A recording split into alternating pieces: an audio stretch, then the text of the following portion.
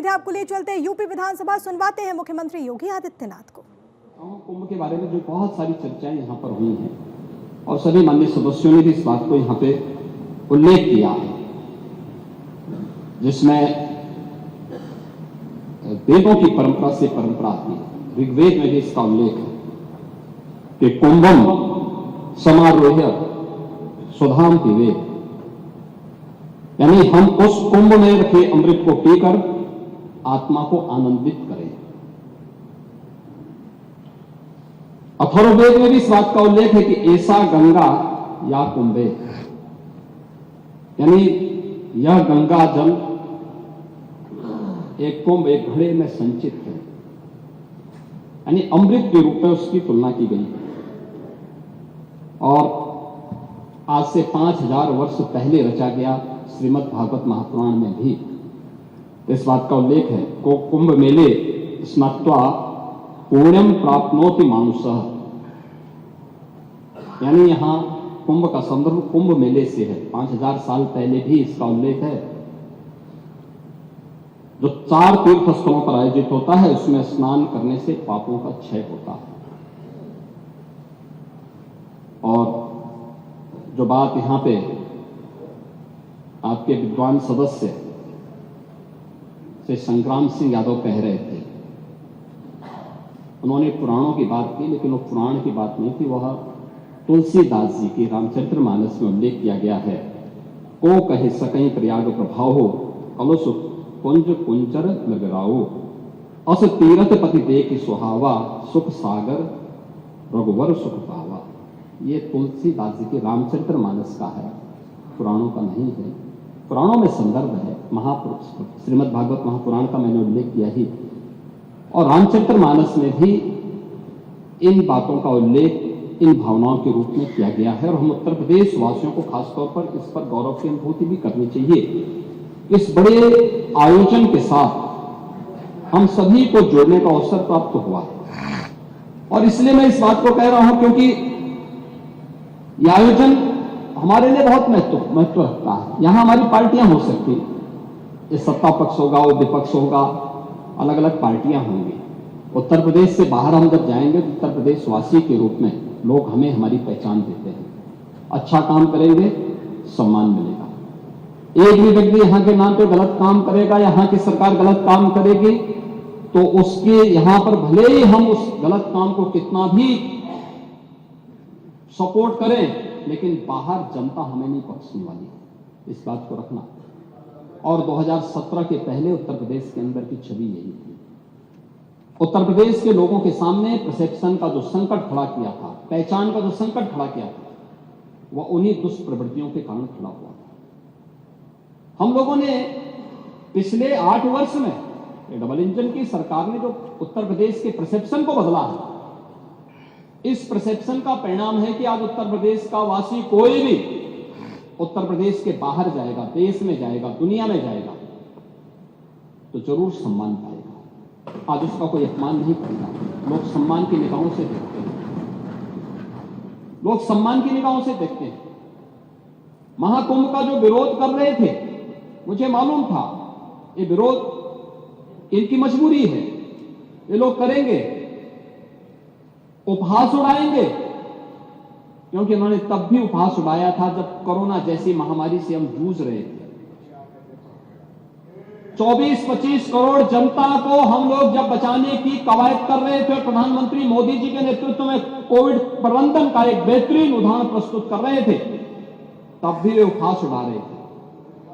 Covid के बारे में, ट्रीटमेंट के बारे में, वैक्सीनेशन के बारे में अपने आप चुपचाप वैक्सीन लगा लिए और दूसरों को कहते थे कि वैक्सीन मत लगाओ। वैक्सीन को कहते थे बीजेपी वैक्सीन है। वैक्सीन के बारे में भी इस प्रकार की चर्चाएं होती थी। और महोदय यही नहीं, जब 500 वर्षों का इंतजार समाप्त हुआ, अयोध्या में रामलला में भगवान राम के भव्य मंदिर के निर्माण का कार्यक्रम संपन्न हुआ, तब भी उन्होंने विरोध किया। अयोध्या में राम मंदिर का विरोध, यानी माननीय उच्चतम न्यायालय के एक संविधान पीठ के द्वारा सर्वसम्मत से फैसला देकर के 500 वर्षों के इस विवाद का पक्षेप किया गया। अयोध्या में रामलला का विराजमान होता है, तब भी समाजवादी पार्टी इसका विरोध की और मेरी इच्छा थी, हार्दिक इच्छा थी कि महाकुंभ के आयोजन के दौरान एक दिन हम ज्वाइंट सेशन प्रयागराज में ही क्यों न करें, लेकिन मुझे मालूम था कि समाजवादी पार्टी फिर इसका विरोध करेगी, क्योंकि समाजवादी पार्टी कोई अच्छे काम का तो कभी समर्थन नहीं कर सकते। नहीं, देखिए, हमने अयोध्या में राम जन्मभूमि दर्शन करने के लिए जब इसी सदन में प्रस्ताव आप लोगों ने प्रस्ताव दिया तो आपके प्रस्ताव पर अध्यक्ष जी ने सहमति दी, दोनों सदनों के सभी सदस्य जाने को तत्पर हुए, समाजवादी पार्टी वॉकआउट कर गई। नहीं, आपका नहीं भाई, शिवपाल जी तो नहीं जा पाते, शिवपाल जी का तो रास्ता नहीं है, वो चच्चू तो जो है यहां से पश्चिम की तरफ जाते हैं। हम तो कह रहे हैं सबके हैं, हमने तो इसीलिए कहा सब लोग चलिए, लेकिन आप लोगों ने विरोध कर दिया। मोना जी गई थी और भी माननीय सदस्य गए थे, लेकिन मेरा यह कहना है, इसीलिए प्रयागराज के बारे में हम लोग ज्वाइंट सेशन से अपने आप को दूर रखें कि नहीं, छोड़िए, जाने दीजिए, जिसकी मर्जी आएगी जाना चाहेगा, जिसकी मर्जी आएगी नहीं जाना चाहेगा। मैं तो अध्यक्ष जी से कहूंगा कि एक दिन जरूर रखें मान्य सदस्यों के लिए कि प्रयागराज में जाकर के आस्था की डुबकी लगा ले। बहुत सारे सदस्य इसका इंतजार करें और ऐसे बहुत सारे सदस्य इसका इंतजार करें और जाना चाहिए, क्योंकि देश आ रहा है, दुनिया आ रही है। आप मुझे बताइए, आज 56 करोड़ से भी श्रद्धालुओं ने अब तक वहां पे आस्था की डुबकी लगाई है। अगर मैं भारत के अंदर देखूं, 140 करोड़ की आबादी में 110 करोड़ सनातन धर्मावलंबी, कुछ और भी मिला लेते, मान के चलिए कि हर एक परिवार में 4 सदस्य होंगे, तो हर परिवार के 2 सदस्यों ने अब तक वहां डुबकी लगाई है। तो ये लोग क्यों वंचित रहेंगे? ये क्यों वंचित रहना चाहते हैं? जो अगर बहुत सारे लोग इंतजार कर रहे होंगे कि हो सकता है कि यहां पे कोई हम सेशन कर लें, मेरा कहना है कि एक अवसर मिलना चाहिए मान्य सदस्यों को, वहां पे जाकर के व्यवस्था की डुबकी लगाएं। महोदय, इसके बारे में बहुत सारे दुष्प्रचार किए गए और बहुत सारी चीजें, उन पर मैं भी उसी पे मैं चर्चा करूंगा, लेकिन मैं इससे पहले महाकुंभ के आयोजन के बारे में जो व्यवस्थाएं बनाई गई और मैं उसकी तुलना भी करना चाहूंगा कि कैसे वहां पर उस आयोजन के साथ हमारी सरकार को जुड़ने का अवसर मिला और पिछली सरकारों के समय क्या हुआ था।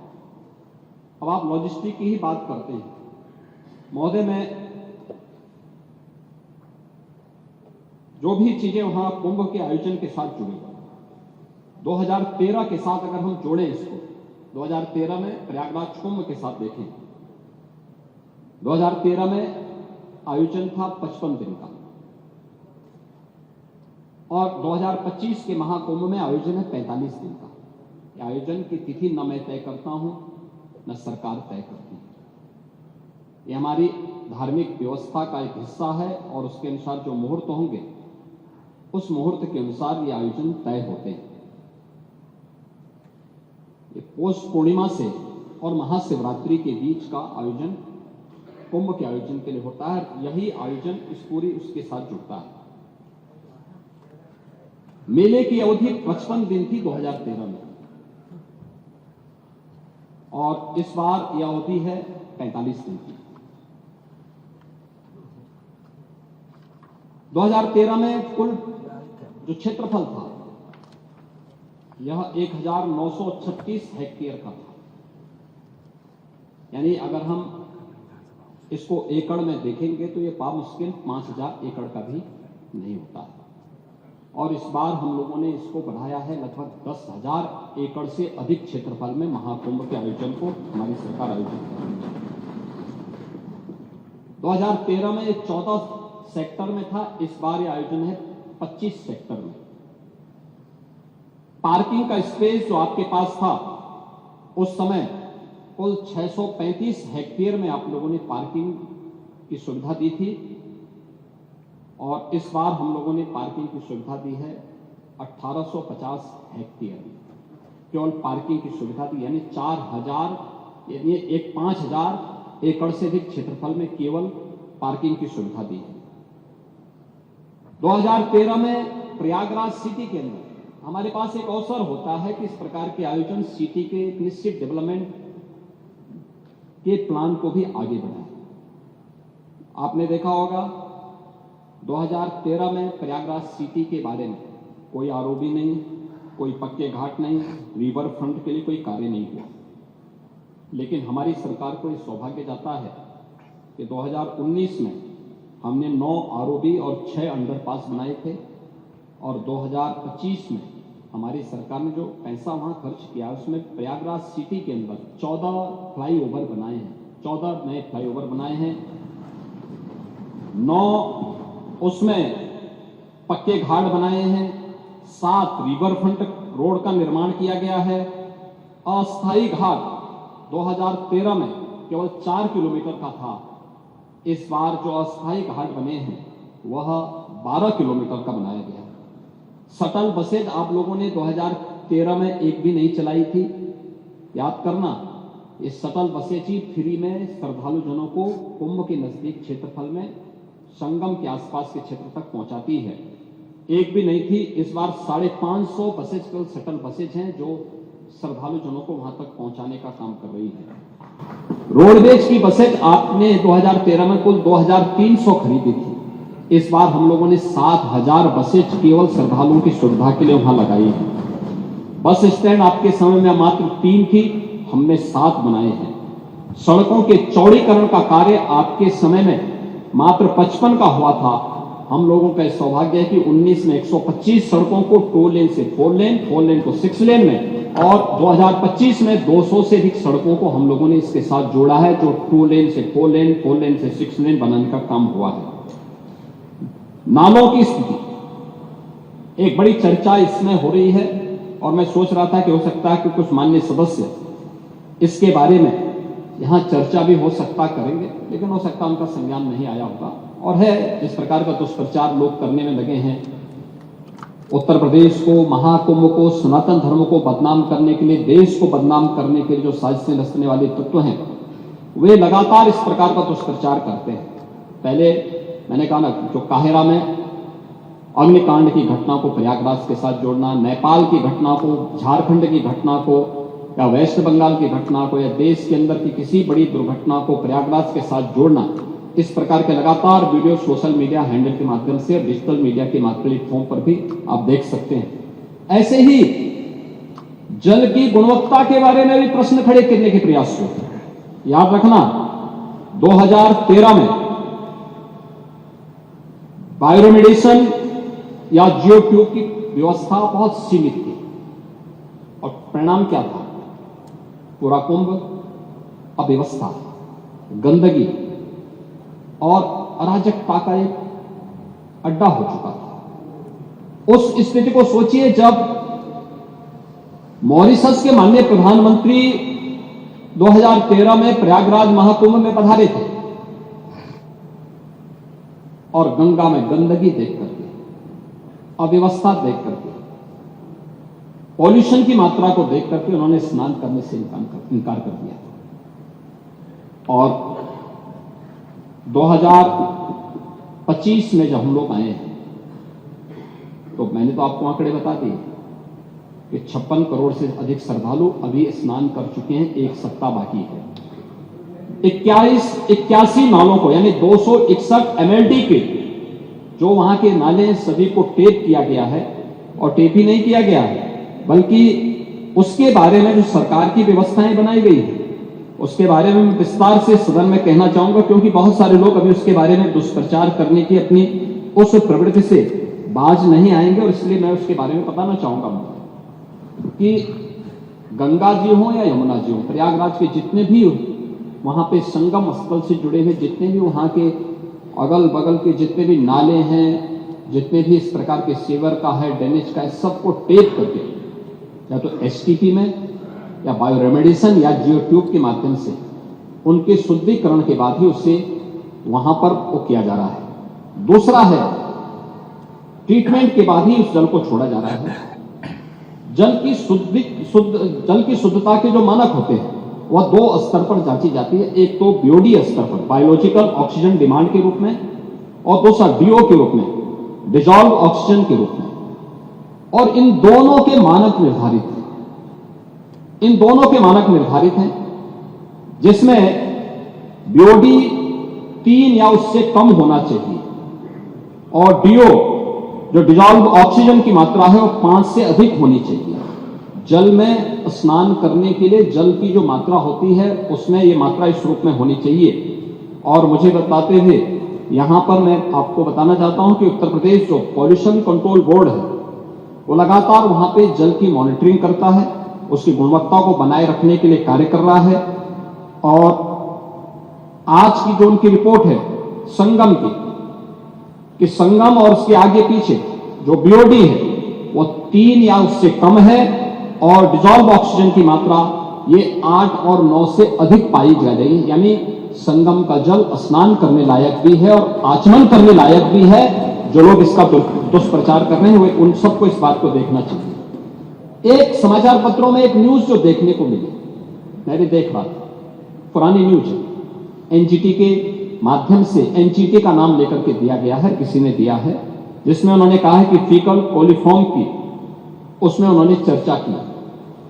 एक फीकल कोलिफॉर्म की जो मात्रा उन्होंने की है इसमें 2500 एमपीएम यानी मोस्ट प्रोबेबल नंबर, ये उससे उसका मापक माना गया है। इससे कम होनी चाहिए 100 ml में, 100 मिलीलीटर में। और इसके जो अलग अलग नमूने लिए गए फीकल कोलिफॉर्म के लिए, ये फीकल कोलिफॉर्म बढ़ने के बहुत सारे कारण हो सकते हैं। या तो कहीं सीवेज लीकेज है, या बहुत बार होता है कि भाई इस प्रकार की नदियां हैं, कोई वह चैनलाइज तो है नहीं, भैंस है, गाय है या अन्य जानवर उसमें आते हैं, नहाते हैं, उसके कारण भी, उनके गोबर आदि के कारण भी इसकी मात्रा तेजी के साथ बढ़ती है। लेकिन प्रयागराज के संदर्भ में जो मैं आपको स्पष्ट करना चाहूंगा कि 12, 16, 20, 25, 30 जनवरी, 5, 10 और 13 फरवरी को जो सैंपल के परीक्षण लिए गए हैं उसमें संगम नोच पर फीकल कोलिफॉर्म की मात्रा मानक के अनुरूप पाई गई है। ये Uttar Pradesh pollution control board का है, जो 2500 एमपीएम प्रति 100 ml से ये कम पाई गई है। इसका मतलब जो दुष्प्रचार कर रहे हैं केवल कुंभ महाकुंभ को बदनाम करने की साजिश का हिस्सा है।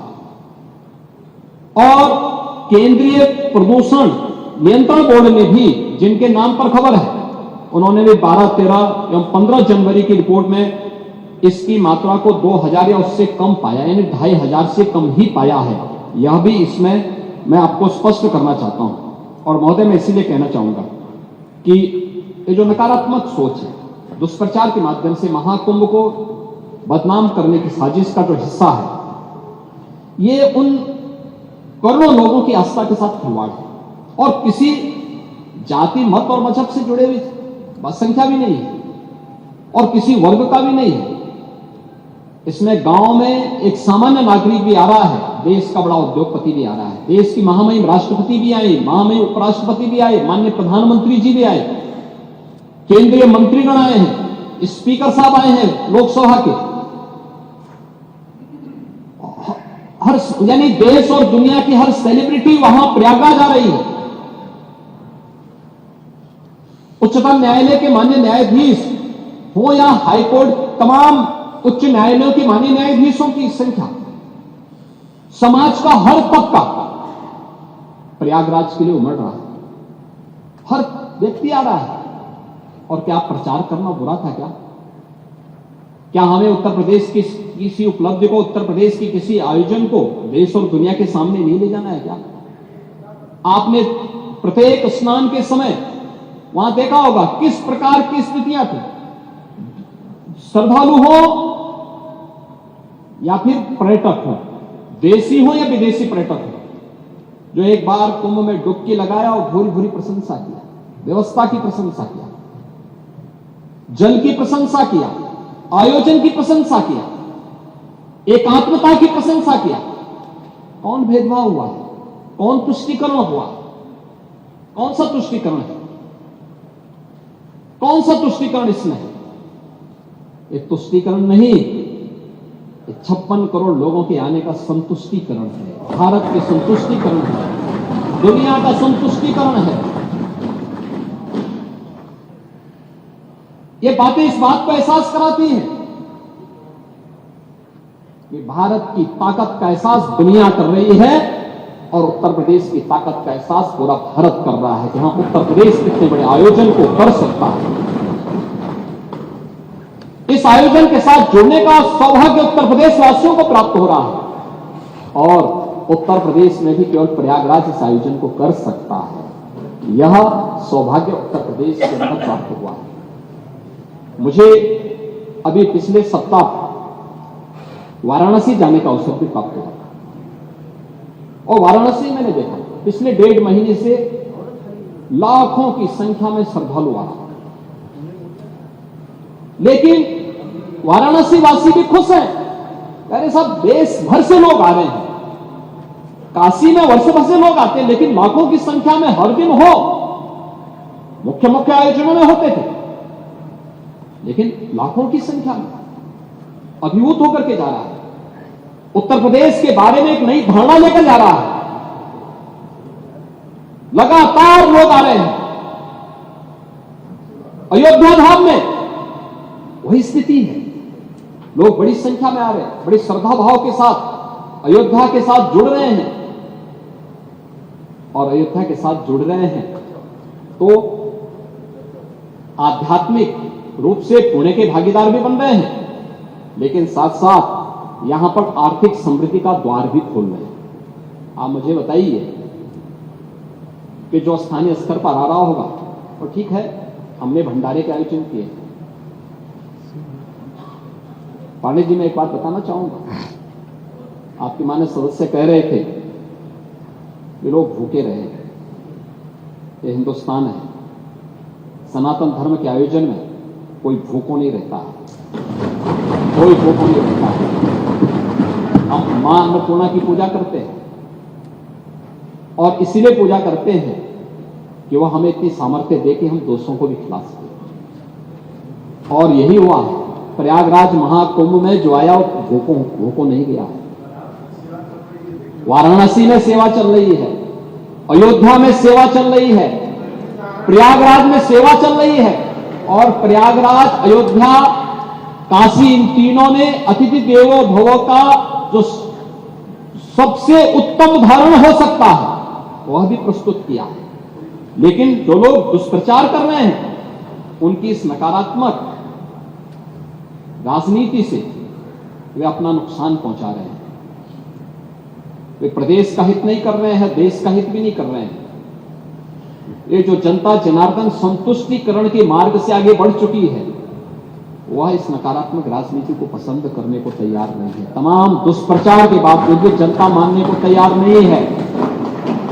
आप देख रहे होंगे व्यवस्था करने में हमें कठिनाई हो रही है, लाइन लगी है, लोग, हर व्यक्ति आना चाहता है और उन सबका हम स्वागत भी करेंगे। हम व्यवस्थाएं दे रहे हैं, हर प्रकार का प्रयास कर रहे हैं अपने स्तर पर।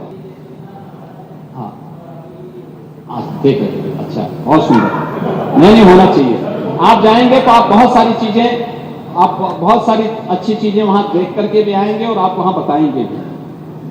महोदय, कुंभ की मेले की व्यवस्था के लिए केंद्र और राज्य सरकार ने, यानी जो डबल इंजन की सरकार है, इसने कुल 7,500 के आसपास रुपया खर्च किया है।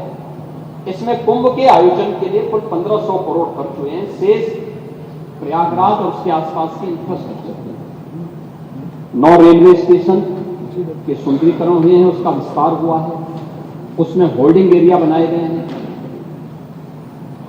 प्रयागराज का जो सिविल टर्मिनल है उसका विस्तारीकरण हुआ है, जहां पर पहले केवल 2 एरोड्रम थे, आज वहां पर 6 ऐसे एरोड्रम बनाए गए हैं जिसके माध्यम से आप 6 एरोप्लेन को एक साथ वहां पे खड़ा कर सकते हैं और पार्किंग का काफी स्पेस दिया।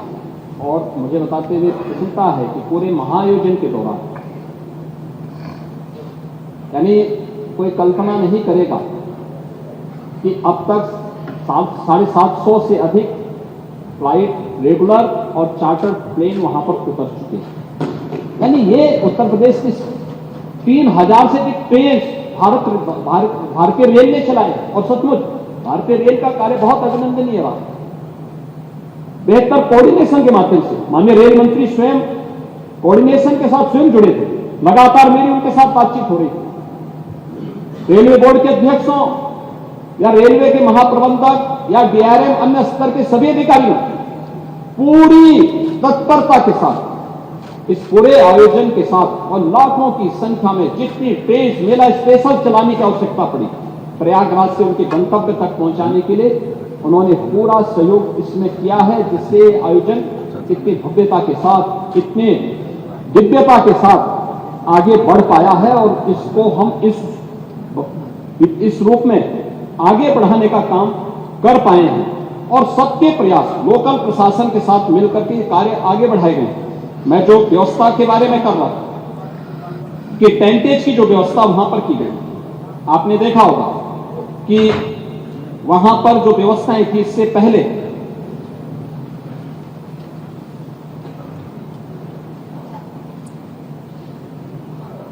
1.5 लाख से अधिक टेंट, 1.5 लाख से अधिक शौचालय, लगभग 500 किलोमीटर के चेकर्ड प्लेट, 30 पांटून ब्रिज, 2000 से अधिक चेंजिंग रूम, 67,000 बिजली के पोल और street light, 125 ambulance, 7 river ambulance, 1 air ambulance, स्वच्छता के लिए 20,000 से अधिक सफाई जो कार्मिक हैं ये सभी वहां पर लगाए गए हैं। टॉयलेट की सफाई की मॉनिटरिंग के लिए यहां पे गंगा दूत 2,500 गंगा दूत लगाए गए हैं। घाट प्रबंधन के लिए भी सहयोग करने के लिए 5,000 कुंभ सेवा मित्र लगाए गए हैं। 10,000 अन्य कर्मचारियों को भी इस पूरी व्यवस्था के साथ जोड़ा गया है और लगभग पूरी व्यवस्था में सुरक्षा के लिए, यातायात प्रबंधन के लिए उत्तर प्रदेश सरकार के 75,000 से अधिक पुलिस अधिकारी, प्रशासनिक अधिकारी, कार्मिक, पुलिस कार्मिक और अन्य लोगों को इस पूरी व्यवस्था के साथ वहां पे जोड़ा गया है। 2700 से अधिक सीसीटीवी कैमरे, 20 ड्रोन कैमरे और 6 लाख वाहन पार्किंग की व्यवस्था, जो मैंने आपको बताया कि 5,000 एकड़ से अधिक क्षेत्रफल में हमने केवल पार्किंग की व्यवस्था की है। इसके अलावा शुद्ध पेयजल की आपूर्ति के लिए 1250 किलोमीटर की पाइपलाइन भी वहां बिछाई गई। इसके अलावा अन्य तमाम प्रकार के कार्यक्रम, फायर सेफ्टी का हो, जल पुलिस का एक नया बेड़ा एसडीआरएफ के माध्यम से जल पुलिस को वहां पे प्राप्त हुआ है, जहां पे कुंभ के आयोजन के दौरान कोई भी ऐसी दुर्घटना को रोकने के लिए कार्य हो सके। सिंगल यूज प्लास्टिक को वहां पे रोकने का पूरा प्रयास किया गया है और अन्य तमाम प्रकार के आयोजन के साथ ही कुंभ आयोजन में पहली बार आर्टिफिशियल इंटेलिजेंस का चैटबॉट का भी प्रयोग किया गया है, जिसके माध्यम से कुंभ सहायक चैटबॉट 11 भाषाओं में संवाद की एक सुविधा भी उपलब्ध करवाई गई, जिसका आप इस सदन में विरोध कर रहे हैं। कुंभ में कितना लोकप्रिय है उसके बारे में अभी मैं इसके बारे में बताऊंगा। और गूगल के साथ एमओयू हुआ है, जिसमें सेक्टर के रास्ते हों या सांस्कृतिक कार्यक्रमों का पता लगाने, इन सब की सुविधा भी वहां पर की गई है।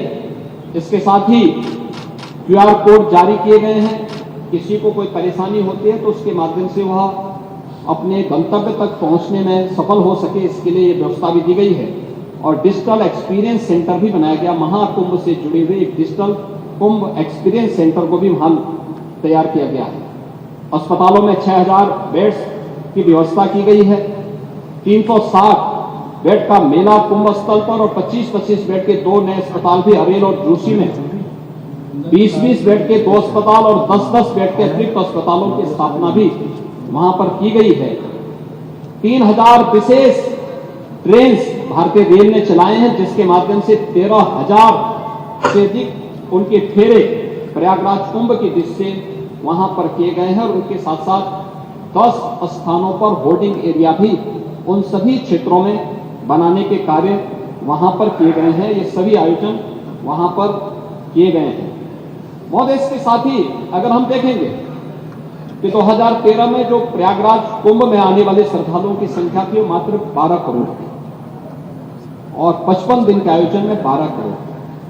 और उस समय की स्थिति के बारे में अगर मैं चर्चा करूं, यद्यपि ये चीजें कितना आवश्यक है मैं ये नहीं कह सकता, लेकिन फिर भी मैं आपसे कहना चाहूंगा कि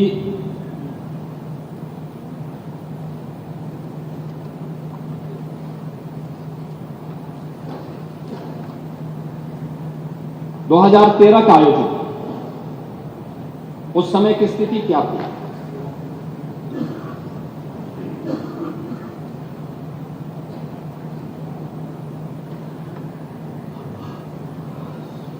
उस आयोजन को उस दौरान एक हादसों के रूप में, अव्यवस्था के रूप में, भ्रष्टाचार के रूप में देखा गया।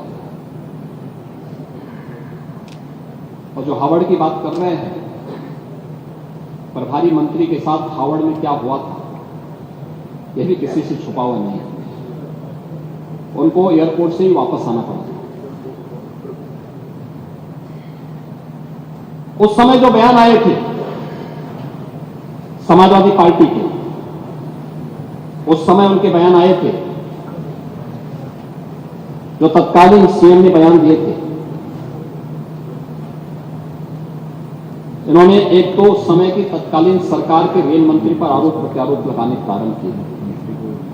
फिर ये भी कहा था, हम सभी जानते हैं कि घटना किसकी चूक से हुई है। उस समय एक बड़ी आग अग्निकांड की घटना भी घटित हुई, वो अभी किसी से छुपी हुई नहीं।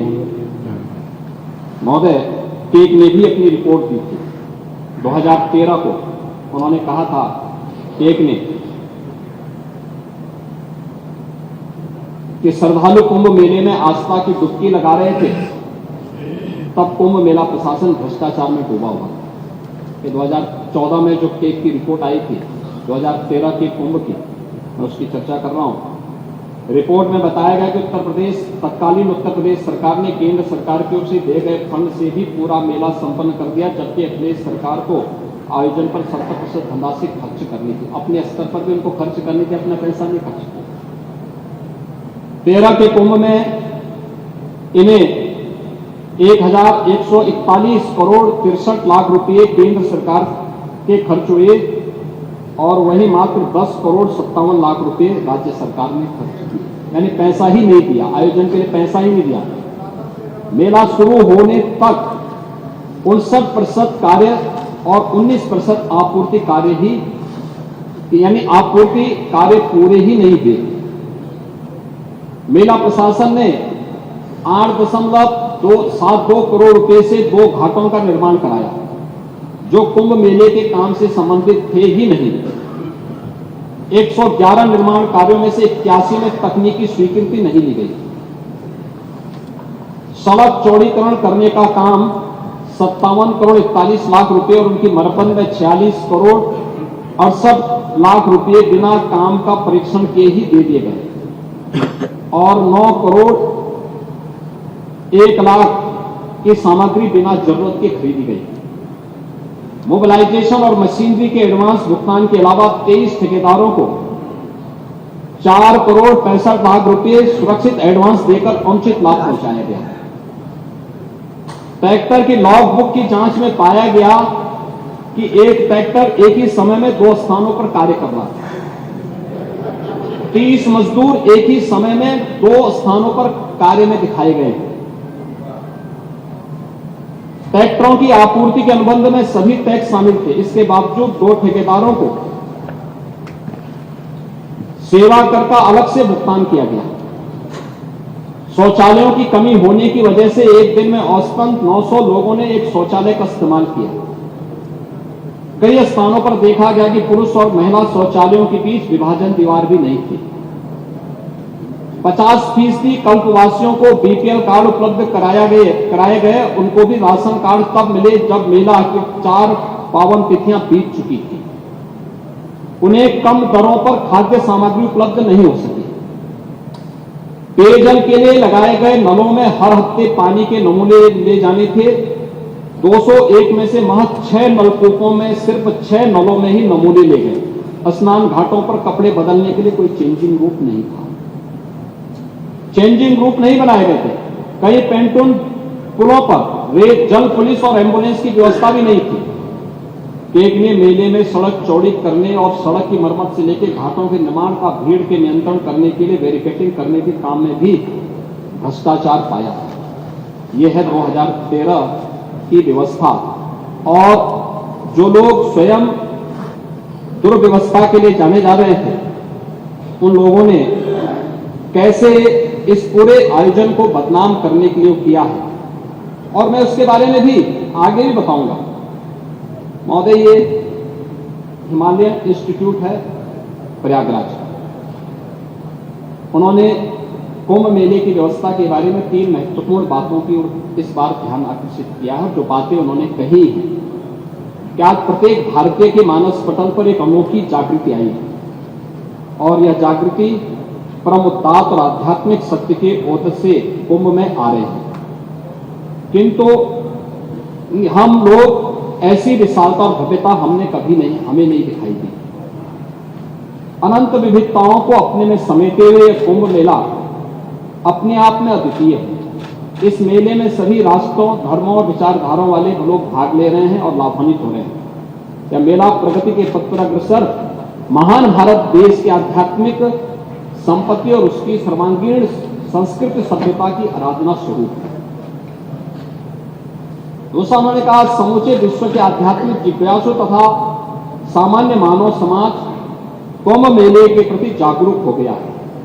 यह कुंभ मेला भारत के अगाध आध्यात्मिक परंपराओं के मूल स्रोत दर्शित करता है और प्रदर्शित करता है कि अनोखी विधि विश्व की अनेक विचारधाराओं को नेतृत्व कर रही है।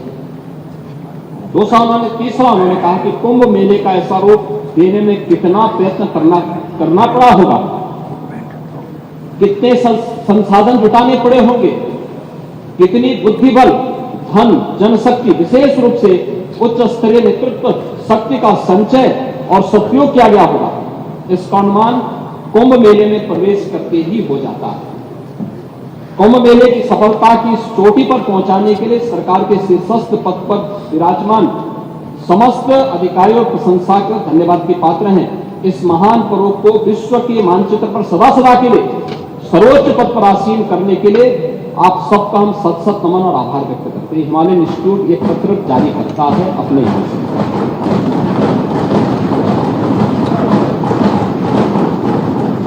महोदय, मैं केवल एक बात कहना चाहूंगा, मुझे आरोप प्रत्यारोप नहीं करना।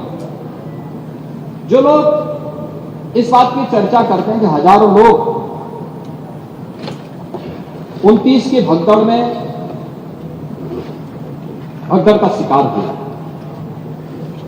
उनको 1954 के कुंभ को भी देखना चाहिए। 1954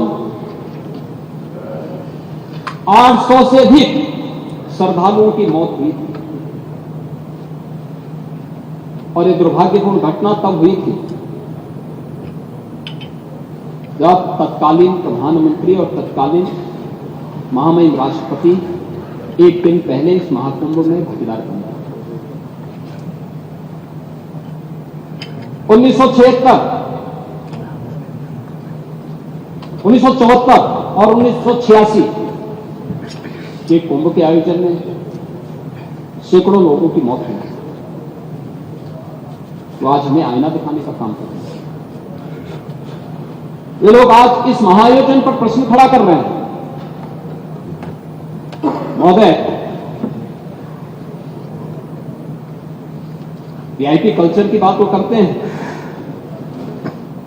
जो मुंह पे चांदी का चम्मच लेकर के ही पैदा हुए, जीवन भर जिन्होंने वीआईपी सुविधा ली। अगर थोड़ी सी वीआईपी सुविधा इधर उधर नहीं की जमीन आसमान को एक कर लेते हैं।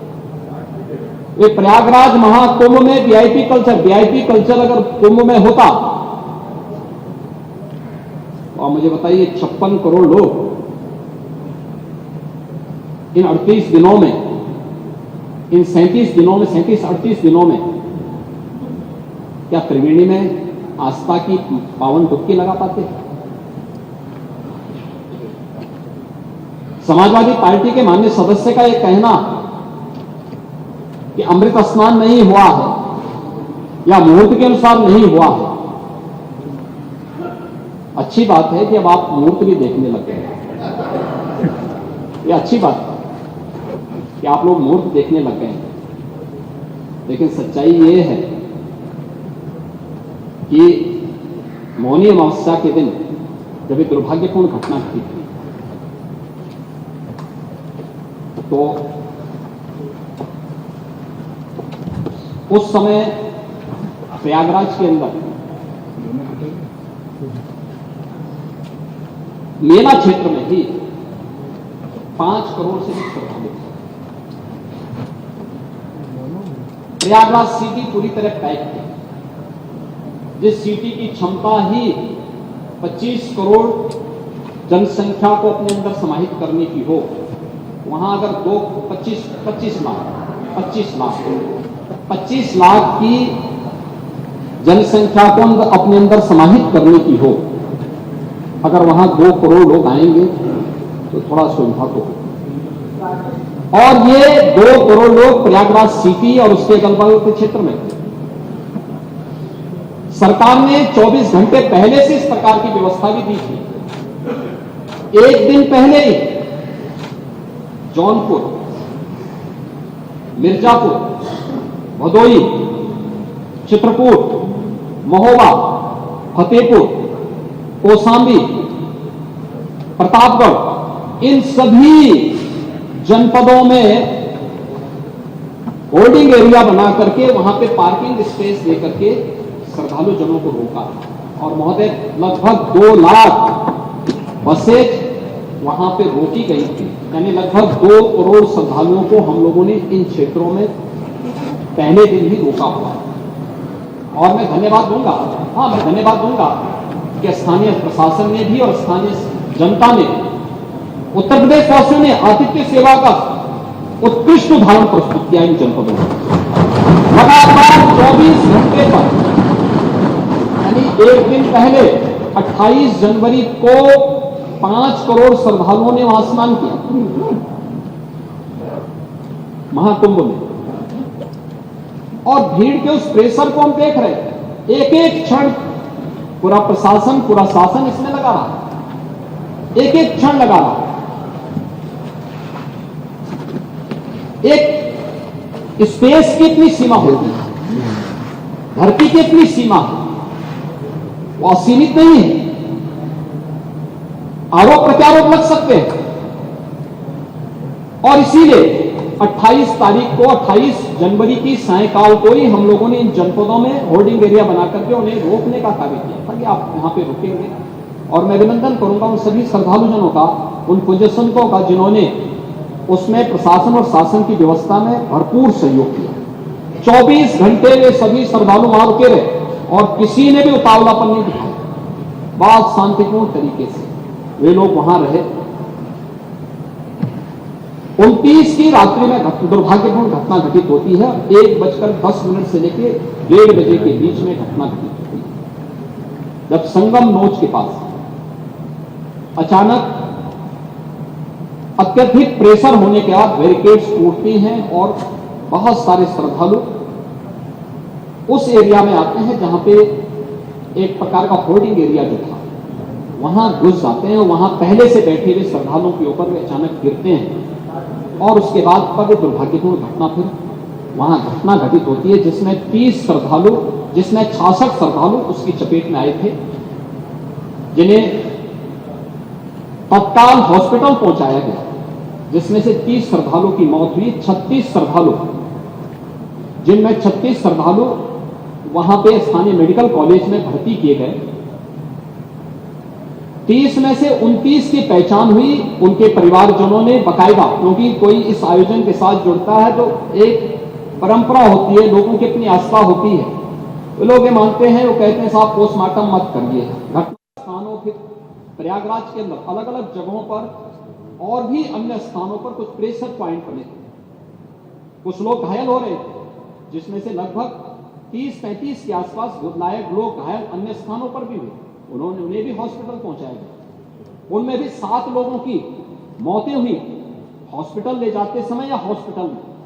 लेकिन ये घटना इस रूप में नहीं प्रदर्शित होनी चाहिए कि अलीगढ़ की घटना को भी हम प्रयागराज महाकुंभ के साथ जोड़ें, झारखंड की घटना को भी इसके साथ जोड़ें, नेपाल की घटना को भी इसके साथ जोड़ें, या अभी 4 दिन पहले प्रयागराज में ही एक टोला और एक बेलोरो के बीच में मुठभेड़ होती है और उसमें 10 श्रद्धालुओं की दुर्भाग्यपूर्ण मौत होती है। प्रयागराज कुंभ में आ रहे थे, उस दौरान एक आमने सामने की भिड़ंत में वह दुर्भाग्यपूर्ण घटना घटित होती है। सड़क दुर्घटना हमारे लिए एक चिंता का विषय है और मैं लगातार इस सदन को मैंने पिछली बार भी कहा था कि यह हमारे लिए चिंता का विषय है कि हर वर्ष हम लोग 20 से 25 हजार लोगों को खोते हैं सड़क दुर्घटना में। केवल उत्तर प्रदेश के अंदर खो रहे हैं ये 20 से 25 हजार की जो लोग, इसमें से लगभग 55 से 60% जो आबादी है, जो मृतक हैं, ये सभी 18 से 40 के बीच की उम्र के लोग, नौजवान हैं। ये समाज की क्षति है, लेकिन उसके लिए जागरूकता के कार्यक्रम। हम लोग हेलमेट लगाने के लिए कहते हैं, लोग हेलमेट नहीं लगाते। हम लोग कहते हैं भाई आप फ्रंट सीट में बैठ रहे हैं, सीट बेल्ट लगाइए, नहीं लगाते। बहुत सारे वीआईपी भी नहीं लगाते। बहुत सारे जनप्रतिनिधि भी इसमें लड़ने लगते हैं। अगर कहीं पे इन्फोर्समेंट की कार्रवाई होती है तो उस समय वो लड़ने लगते हैं, कहते हैं साहब हमें कैसे आपने वो कर दिया, हमें कैसे छेड़ दिया। अब ये व्यवस्थाएं तो बनाई गई, लेकिन इनको भी महाकुंभ के आयोजन के साथ जोड़ना, मुझे लगता है ये महाकुंभ के साथ न्याय नहीं होगा। और इसलिए मैं बड़ी विनम्रता के साथ कहूंगा कि जो ये बातें हो रही हैं कि राजनीति में जहां पर 56 करोड़ से अधिक श्रद्धालु इस पूरे आयोजन के साथ, अभी 1 सप्ताह का समय बाकी है, और इस पूरे आयोजन के से सहभागी बन करके अपनी आस्था को व्यक्त करके भारत के सनातन धर्म की इस आस्था के प्रति नतमस्तक हो रहा है, भारत को, भारतीयता को पहचान देने के लिए उतावला दिख रहा है। हर व्यक्ति देश के अंदर और दुनिया के अंदर जहां कहीं भी सनातन धर्मावलंबी है या भारत के अंदर किसी भी क्षेत्र का नेतृत्व वर्ग है, हर व्यक्ति की दृष्टि एक बनी हुई है और वह है कि महाकुंभ के आयोजन में भागीदार बनने का, महाकुंभ के आयोजन में एक बार भागीदार बनने का अवसर है। कौन नहीं आना, कौन, हर तबके का व्यक्ति आ रहा है। क्या हम उनको मना करें? इसलिए मना कर दें? इस सरकार की जिम्मेदारी है कि श्रद्धालुओं को कोई दिक्कत ना हो, लेकिन इसको दुष्प्रचार के रूप में लेना।